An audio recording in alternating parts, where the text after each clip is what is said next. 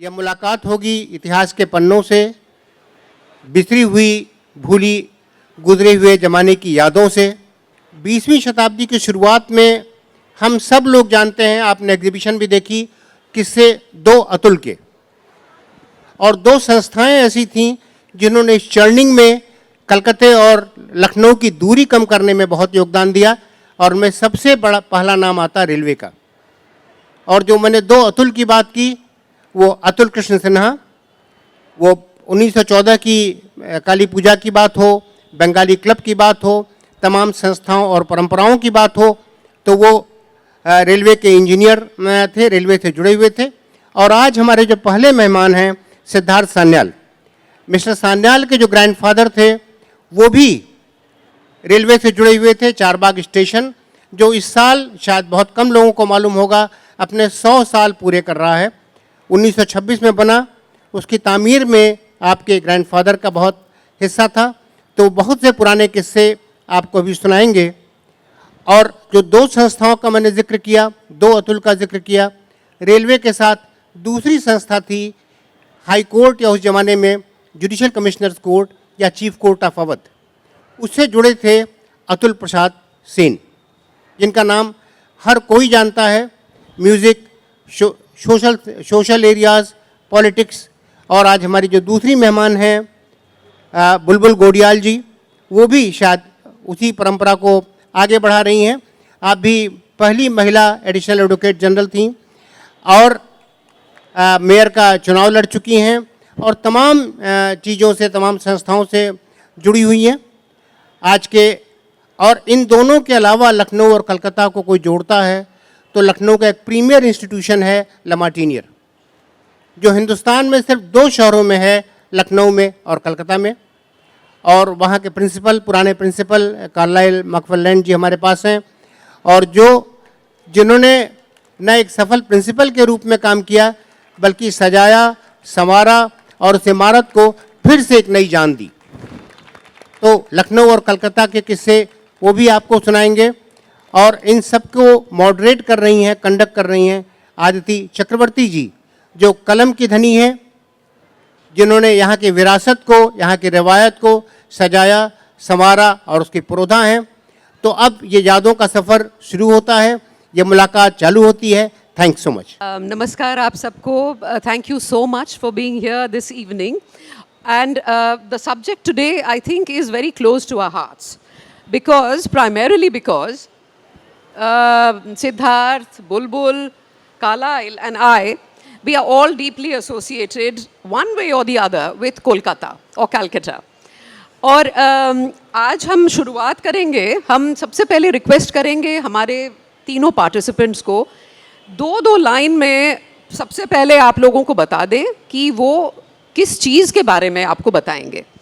तो शुरू करते हैं कार्लाइल से। would you please tell us? Thank you, Adity, and hello everybody. I can't see you, but you can see me, so I think it's a greater privilege. I will be referring to what was told to you in the introduction. The institutions in Lucknow and Calcutta, which is Lamartiniere, but Lamartiniere not as a building or just as an institution, but what it represents as far as movement of people is concerned, and how it is associated with the colonial structure and the colonial history of both these two great cities. Good evening, Shubho Shwanda, Namaskar, Adabars. मैं बुलबुल गोडियाल लखनऊ में ही पली बड़ी हूँ, Bengali by birth हूँ, लेकिन यहाँ की गंगा जमुनी तहज़ीब से ही मैं सबसे ज़्यादा इत्तेफाक करती हूँ, प्यार करती हूँ। और लखनऊ से जितना मेरा वास्ता है शायद कोलकाता से नहीं है, लेकिन फिर भी जो कनेक्ट है अपनी मातृभूमि से वो बना हुआ है। मैं आप लोगों को कुछ अपने परिवार के बारे में और 1-2 इम्पॉर्टेंट हिस्टोरिक इवेंट्स के बारे में भी बताऊंगी while we go on ahead. जब भी आप सान्याल फैमिली की बात करते हैं तो सिर्फ एक नाम सामने आता है, Pahadi Sanyal. But there is lot more than that. So आज ट्राई करेंगे मैम कि उनके बाकी लोगों की भी कॉन्ट्रीब्यूशंस के बारे में थोड़ा शेयर कर सकें. जी ज़रूर.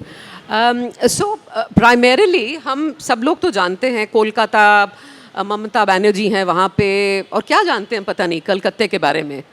आप बताएंगे कुछ कलकत्ते के बारे में, क्या कनेक्ट होता है? आप जब सोचते हैं कलकत्ता, आपके दिमाग में क्या आता है? कुछ आता है? मिष्टी. मिष्टी. Okay okay.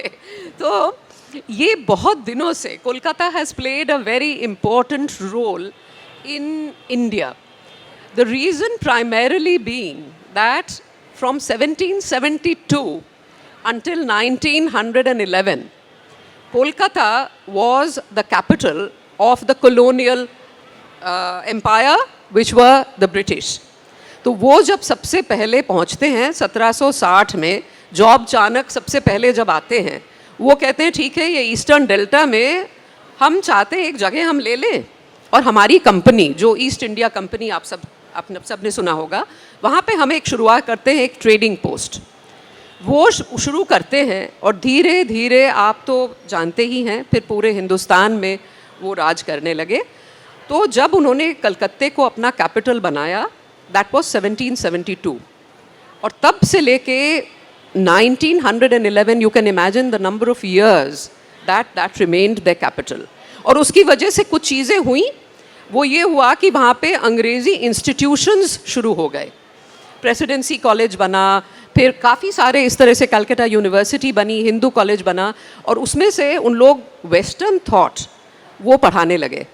और जब पढ़ाने लगे तो जाहिर बात थी कि वहाँ पे जो कम्युनिटीज़ मौजूद थी कलकत्ते में, जो कि बंगाली थे, the Bengalis, the Anglo Indians and many other communities, they went into that system and they started learning in that system, that thought.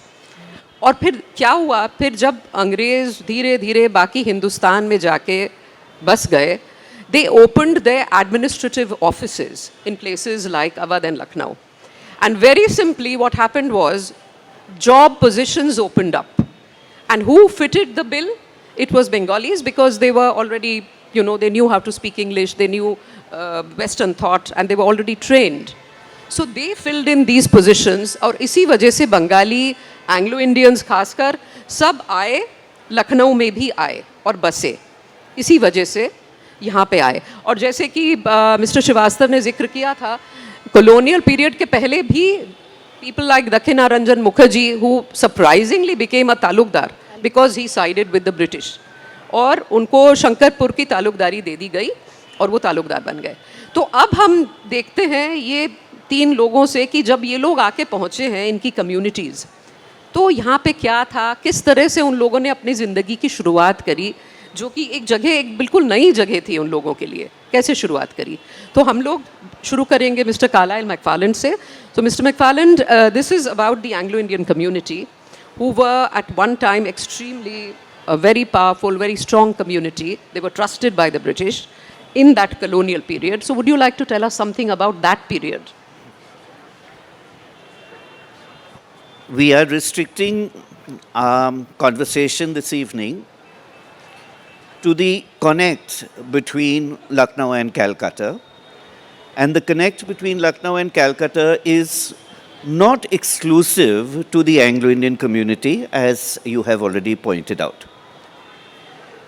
1772, with the establishment of the capital at Kolkata, the colonial influence began to come up north. And let me explain.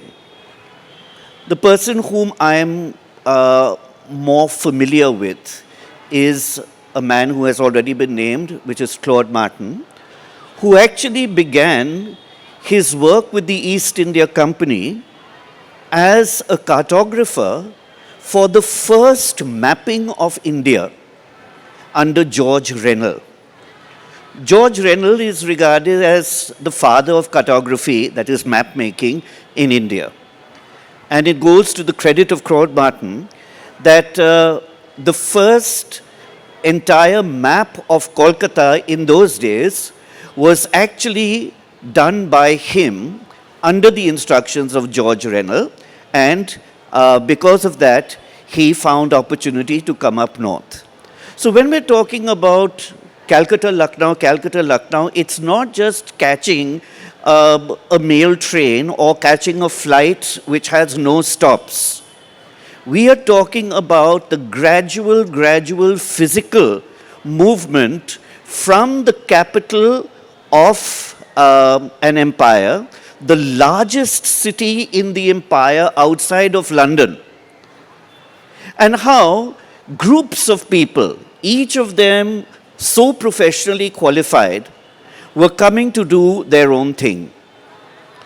At the Lamartine College Museum, for example, we still have the measuring chains that were used at the time of Claude Martin to measure the land and to take notation about directions and whatever is related to cartography. In this way, you don't jump from Calcutta to Lucknow.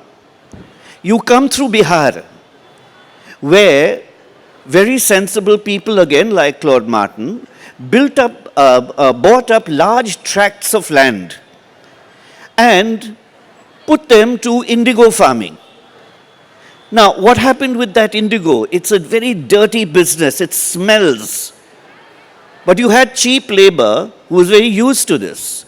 And so you had a blue color, the only natural dye that would take to fabric, etc., which was then sent to the parent company, the parent country, and tons of money was made just by indigo. So the gradual movement of the British was not just only because of political reasons. There were commercial reasons. Then, in these different places, they would set up habitations, there would be intermarriages, intermingling with the local community, and well, the community of the Anglo-Indian must have been established in that way. It is through this that Claude Martin came to Faizabad, which was the capital of Awadh at that time, and he came at a time when Asif-ud-Daula's father was dying. Asif-ud-Daula himself wanted to get away from a tyrannical mother, and so shifted his capital from Faizabad to Lucknow, giving a full opportunity for expansion, for buildings, many of which we see today. And before I conclude my opening remarks, is it not ironical that we are sitting in one of the most hallowed spots of Nawabi India, of Nawabi Awadh? It is here where you and I are sitting, where people were actually killed. Women must have been screaming, animals running for shelter and in fear, hand-to-hand street fights taking place in this palace complex. And where did the chief resident of this palace go? He went to the city, or was forced to the city of Calcutta. So therefore, there is this physical structure which also connects the cities. I hope to go around the exhibition in a little while from now, and I am wondering if I am going to see the perfect example of the fusion between Lucknow and Calcutta in architecture, when we try and put together two minars which exist in these two separate cities. At Lamartine College, we have what is called the Memorial Lot. Those who have been there have seen this large column which doesn't seem to have any practical purpose, except to perhaps create perspective for the wonderful building behind it. Now that lot was built in 1814 by an architect called J.P. Parker. J.P. Parker was a Freemason, and J.P. Parker brought Freemasonry to Lucknow as well. Claude Martin was a Grand Master among the Freemasons. Again, look at the cultural connections. J.P. Parker was then, nearly 50 years later, invited to build what was then called the Octoloni Memorial, which today is known as the Shaheed Minar, right in the center of Calcutta. Look at pictures of these two minars carefully, and you will see that they mirror each other with, of course, the difference of 50 years. The chief difference being that while it is not possible to physically climb up to the Lat via a staircase, it is possible to climb to the top of the Shaheed Minar, the Octoloni Memorial, through an internal staircase as well. The same J.P. Parker built this structure in Lucknow, and in 1854 or 1858, I'm not very clear about the date, built this to commemorate victory in the Gurkha Wars, the Anglo-Nepali Wars. So the connections are there. The dome of La Martinière's Lat and the dome of Shaheed Minar's Lat has the same Turkish cap. The base of both these minars have Egyptian boxes. The styles are not just the same, but it seems as if even the specifications are the same. And so, how wonderful to know that we are connected in this way. How difficult it must have been to travel up north. You only had the riverine connection. You would go according to the Ganga and its tributaries. We do have the Gomti here. We do have the Ganga flowing through Kanpur. And it is only in 1856 that a railway line was established between Kanpur and Lucknow. And we heard a little bit about Charbagh, but that came up when? More than 50 years? Sorry, nearly 100 years later. All right, 50 years later. 90. Okay. So, again, look for connections. Look for connections because we are all connected in this way. Okay. So Bulbul, would you like to now tell us about your grandfather and how he arrived and how he set up his life in Lucknow? So my grandfather, he was a landowner in Bardwan, district of West Bengal. He left when my father was only 2 years old, that is maybe in 1930. And then he traveled from Bardwan to Lucknow. He was a follower of Gandhiji and he took part in the freedom movement. He continued to stay in the same house that we still have with us, that is in Hewitt Road. That is one of the main areas of which you can call mini Bengal as well. Model houses, Hewitt Road, Jogendra Pathak Road, Jadunath Sanyal Road, all this area is known as mini Bengal. So he stayed there. My father grew up there. I don't know much about his early education, but in the Lucknow University, he was a very fierce leader. He was the secretary in 1952, then continued to be the secretary, then president. And while he was there in the Lucknow University, he really fought for the rights of the students. Later on, he also fought for the rights of laborers. He was part of the Communist Party of India. But he was also a fierce Bengali. He did a lot for the Bengali community in Lucknow, and he continued to remain connected to Kolkata. He continued to wear the same dress that Bengalis wear, dhoti kurta in the Bengali style, continued to eat the same food, though he was very fond of Awadhi food. But he also had his shukto chachori bhat, that is... This is usually lunch, right? Yes, everybody and then the likes dinner that. is a shami kebab and yes. roti. Yeah. So that is, so he basically, the Ganga Jamuni Tehzeeb that he came into from his very young days, from the when he was a toddler, continued to be with his till his old age. Certain things that he started in Lucknow and which is continuing till date, and even people from Kolkata and other parts of West Bengal or even other parts of India still come and attend.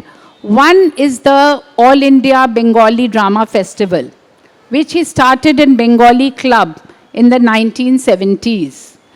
And it is still continuing. It starts in the last week of December, continues till first week of January to mid-January. All Bengali teams from all over India come and participate. It's a full length drama festival. This is one thing he started. The second thing that he started was Mohishashur Mordini. The Birendra Krishna Bhadro recital of Mohishashur Mordini, which started in AIR Doordarshan Calcutta, continues to hold field even to this day. He started it with very old Lucknowites like Shomir Sinha and Shanda Bandhopadhyay, and very renowned music lovers and singers. Now that also continues in Bengali club to this day, and many people from Kolkata, they visit when they are visiting Durga Puja during this Durga Puja, they come and visit Bengali club and they listen to this Mohishashur Mordini, which over the years has changed people. People have changed, but the program continues.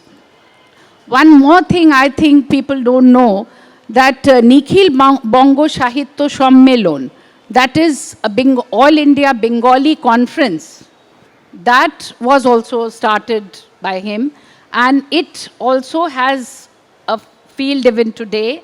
From time to time, this conference is held in Lucknow and other parts of Uttar Pradesh. Wonderful. And one more thing, one more important thing I wanted to ask. Yes, one more important thing that the Bengalis did here was the starting of a Bengali journal, Mukhopatro. So that was one thing which they started. It continued to be written by Bengalis in Lucknow and published also by Bengalis in Lucknow. It was having its run till a few years back, but now for the last 3-4 years, because the people who were doing all the work are getting older and some of them have passed away, it's no more in existence. But these are some of the things which Bengalis in Lucknow have done. It is continuing till date. The Kolkata people still come, they visit, and people from here also, they keep the connect. And Brahmo Samaj. That is what I wanted to ask you about. Brahmo Samaj, Raja Ram Mohan Roy started the Brahmo Samaj in Kolkata, but the followers are in a great number also to be found in Uttar Pradesh. So there is a Brahmo Samaj Mandir in Gwyn Road, which we are all members. You are there, I am there. So though now not many programs are being held there, but initially Otul Prasad Sen, he was the one, because he was also a very proud Brahmo Samaji. He was the one who had started this mandir in Gwyn Road. It went into a dilapidated condition. Later, with the order of the district judge, it was resurrected, and now it is, the programs are held from time to time. And there are a few Brahmo Samaj people who are still in Lucknow. Yes. So just to kind of elaborate on the Brahmo Samaj, what had happened in Kolkata was, with this the English system of European thought, the Western system of education, did a very strange thing to Bengalis. Where the English thought that if we introduce our thought process and put it into the minds of Indians, they will start to think like us. Their ideas will be like ours. But a strange thing happened. They started to look inwards, and the very rational way of thinking got them to question their own systems that existed in India. Among them, the people who started to question, this was also called the Bengal Renaissance, where people like Raja Ram Mohan Roy, Ishwar Chandra Vidyasagar, Rabindranath Tagore, Bankim Chandra Chatterjee, they all started to question these malpractices that existed in Hinduism. And they started this process of trying to remove all this from Hindu life. So Brahmo Samaj was one such organization, which was an offshoot of this thought. And where they don't believe in idol worship, they sing some hymns, songs, and all the malpractices of, rituals, caste, etc., it's all completely dissolved in the Brahmo Samaj.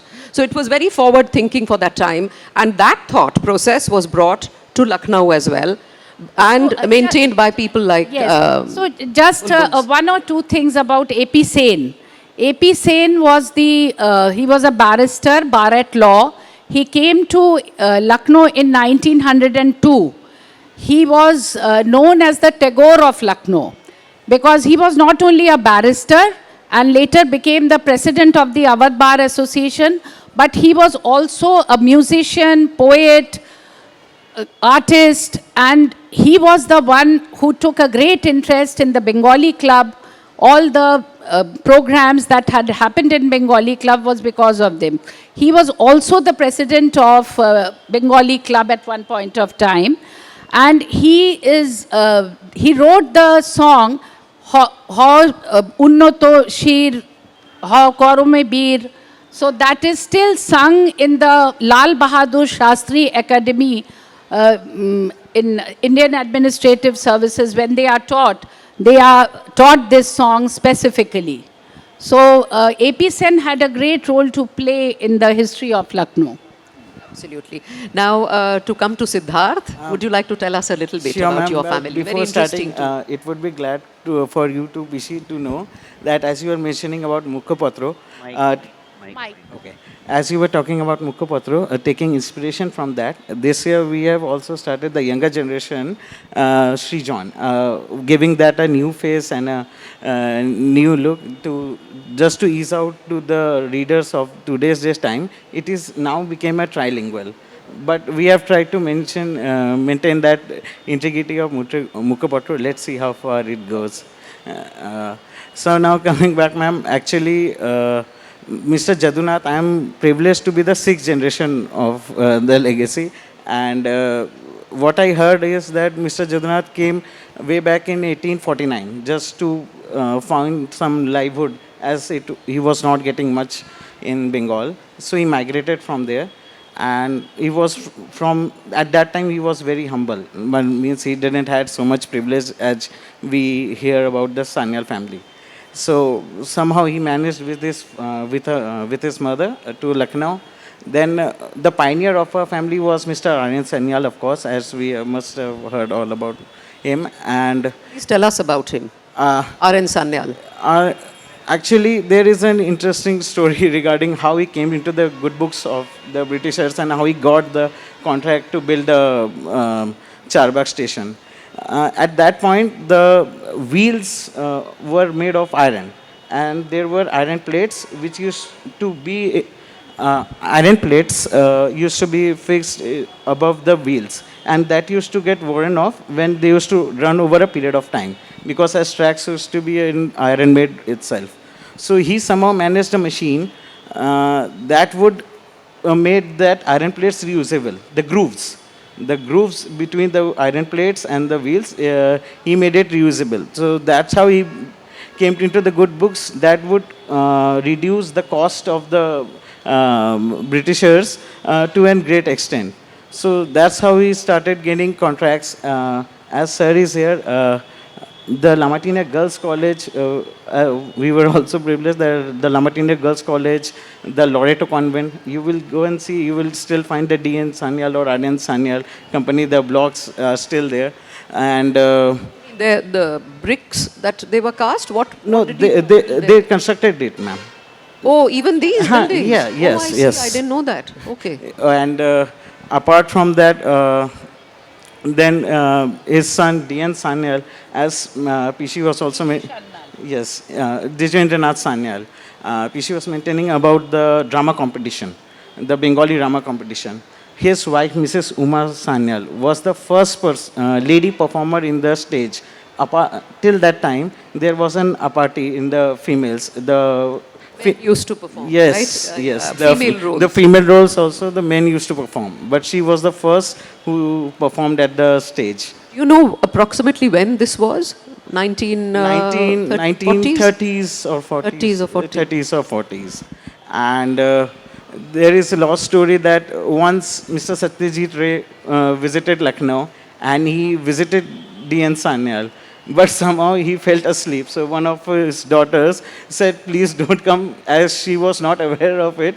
I guess that was at the time of Shatranj Ke Khiladi shooting during the time of that night. So she refused him that please don't come now as my father fell asleep, so come afterwards. So there is this little trivia. Then he again came at 4 p.m. in the evening. So that's how the thing went. And apart from the architectural, in the field of culture, of course, there is Pahari Sanyal. There is no point again. No, I don't think people would know much about Pahari Sanyal. So I think maybe you can just elaborate and tell them who he was. He was one of the greatest actor in the Bengal films, and yes, in the Tollywood, as they say, in the Kolkata film industry. Bengal film industry, yes. And apart from that, Mr. D.N. Sanyal also performed in few of the films in Bombay. At that time, they didn't have the term Bollywood. Like Sogandh and one was the Sogandh and another, I forgot. Okay. Now, very quickly, I just want to get to this thing. I know that your grandfather, Arun Sanyal, or great-grandfather, forgive me, when he came to Lucknow, I think, and he got the contract to build the Charbagh railway station, I think they said that you can bring, he said he would bring a set of his own people from Bengal to construct. Would you tell us quickly about that? He had that thing that, I guess there was some clause that you cannot mention anywhere your name. There was something. And he was a labor contractor basically. So he said every person will be mine only. So he brought many workers from there and there was no place to accommodate all of them. So he constructed that area, the whole from Charbagh till right. Yes. So this is quite fascinating. When you go and see Charbagh railway station, it was his ancestor who really built the Charbagh railway station, and the entire area, which is the Jodunath Sannal road and Hibbert Road area. The ward, ma'am, the whole ward is, we are honored that the whole ward belongs, right. is all after of them, and it happened because all these people were brought in from there as labor from Bengal to build Charbagh railway station, and they settled them in that area. Yes, and that is how these places the came about. Dharamshala was also built there, and that time I guess a PASA was just taken so that they doesn't feel ashamed that they have been accommodated free of cost, just to make them feel comfortable. They just charged a PASA for the whole year, I guess. So still there are shops and many people still stays there. So I think now I'll quickly come back. We don't have too much time. We just have 5 minutes. So Mr. McFarland, I would like to ask you now about, this community, the Anglo-Indian community in Lucknow. Could you briefly tell us about them here and what their professions were, what their jobs were in Lucknow? Yeah. So, as has already been mentioned, when the Brits came up to Awadh, they brought with them many of the gizmos of those days, the telegraph, the railway lines, good facilities for medicine and so on. But they also needed people, indigenous, who would be able to operate all these facilities as well. Let us keep in mind that the Anglo-Indians were never a part of the British. The Anglo-Indians would probably be tolerated or even looked down upon by the British. For they were here for empress and country or king and country, whatever. But to actually have clerks, to have people who operate trains, to have drivers, to have stokemen, to have cleaners, you needed people who would be able to communicate with local populations as well as with those who were running the establishment. And so, this community, 100% literate. Second, every woman had the same rights as a man.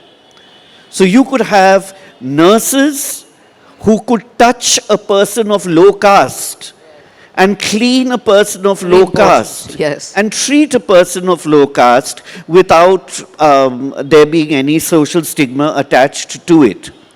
And so that's the way in which the community, always in the background, but always in the vanguard of service, continued to progress. Every Anglo-Indian would trace some ancestry back to Calcutta. It's not often the other way around.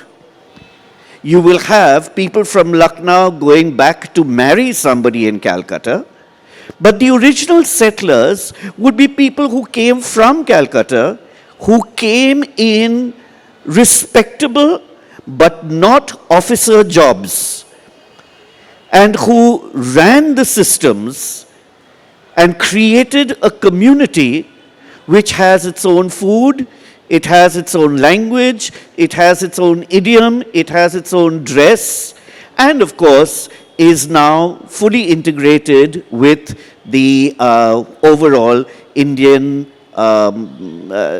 the entire canvas of India as well. Right, absolutely. Now, Bulbul, if you would like to, yes, tell Yes, us one small thing present-day because community, very briefly. yes, very Yeah. briefly. I'll just tell one thing which maybe many people don't know. So actually, Bengalis are always associated with Durga Pujo. So it's general knowledge that many people know that it started in 1914, but actually it was held much before that. Before it, that was just after the uprising of 1857. And the first Durga Puja was held in the residency by Kali Charan Chattopadhyay, Kali Charan Chatterjee, who was also known as Kali Charan Babu. He actually had come to look after the observatory at the Tarowali Koti. Later the observatory was closed and he was appointed as a cashier. So, but he also performed his rituals as the chief priest. And it was then he got this idea of having a Durga Puja. So just after the uprising of 1857, he had this Durga Puja. There was no idol at that time. There was a painting which came from the British Museum. And puja was done with keeping that painting in front of everyone. The talukidars, the zamindars, the Britishers, they were all invited for this function. And 101 cannon shells were fired to give obeisance to Ma Durga. So this was the first Durga Puja. It is not the 1914 in Bengali Club. Bengali Club Durga Puja started in 1914. Bengali Club was established in 1901. But we have to go back to the days of Kali Charan Chatterjee to know that that was the first Durga Puja. Very interesting. Yes. I didn't know that either. So, Siddharth, would you like to tell us now, in brief, the present day status of the Bengalis in your vicinity, in your community? Do you still have your brick kiln? What business do you have now? Sadly, we don't own that any of the construction business. Yes, there was, of course, it was incidentally the first brick lane in the city of Lucknow. That is today's time the Sindhi Girls College in Alambagh. That was a brick lane of the R.N. Sanyal company. And now, yes, surely, ma'am, the time has changed. PC would relate to that because PC's father and my grandfather were very good friends. So, our R.N. Sanyal company, Karkhana, was there. The family. So, It was family, I mean, very close knit. we, for a longer period of time, we didn't even knew that they are not belonging to the bloodline or something like that, because everyone in the neighborhood used to be a single family. They all lived near Yes, each of other. course, the and- PC is still like PC itself. So that's how the scenario was to be. Yes, there is slight change in today's day time, but there is a sense of, again, that need that we need to come together and we need to start socializing and we need to get out of that, the clubbing and everything, and need to some way or the other just protect the heritage we already had. So now some organizations are doing good things, like many, like the Bengali Welfare Society now, I guess. It was also a small society. Now they gathered about more than 800 persons. So that is also a good thing. And there is a sense of belonging now in the youngsters too, that we should at least secure what we had. At least if we cannot add to that, we can at least should secure what we inherited from our ancestors. Right. And it's a very difficult job because, everywhere around you, we are all so integrated into life here in Lucknow. We speak Hindi, our friends are outside, and we speak English, so it's all of that. So it's quite a struggle to keep your culture, your traditions, your language alive. And It would be interesting for Yeah. you to know, ma'am, as PC mentioned Bengali club, in that very lane, 6 Durga Pujas happens. And if Yes. anybody happens to be there at the time of Durga Puja, you will definitely get the feeling of Calcutta. And all the 3 oldest Durga Pujas, like the Bengali club is the oldest, second oldest is the Vidyan, third is Jugan Patak Road, of course. All 3 are more than 85 years, 90 years old. Right. So again, we are back to this connection that we all have, right? From Carlyle's, description of Claude Martin having come following the riverine route into Lucknow from Kolkata to Lucknow, the connection of the two Lamartiniers, the Lamartinier boys here, as well as the Lamartinier boys in Kolkata. This is a very strong factor of connection. And of course, all the eminent Bengalis that moved from Bengal because they were trained, they had certain skills, like the Anglo-Indians, who moved the same way from Kolkata to Lucknow. So this is, I think, our saga and today's topic, and Would like this to add topic for today's, this Ma'am, festival. Just ma'am, Right. we celebrate Netaji so much, and many would not know. We celebrate what? Netaji, Subhash Chandra Bose. So Netaji Subhash Chandra Bose. Yes. He's talking about. And the very foundation was laid in the Bengali Club of Lucknow only. The foundation of INA was laid in the Bengali Club. PC would. Yes. No, ma'am.